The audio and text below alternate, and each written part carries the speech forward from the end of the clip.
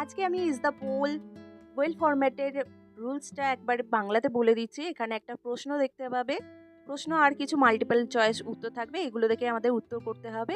R yes and no দিয়ে আমাদের answer করতে হবে। নো কখন কখন করব, যদি স্পেলিং মিস্টেক থাকে বা ব্যাড পাংচুয়েশন, কোথাও হয়তো স্পেস বেশি দেওয়া আছে, কোথাও জিজ্ঞাসা চিহ্ন দেওয়া আছে, কোথাও কমা দেওয়া আছে, যেগুলো দেওয়ার কথা নয় সেগুলোর ক্ষেত্রে আমরা নো করব।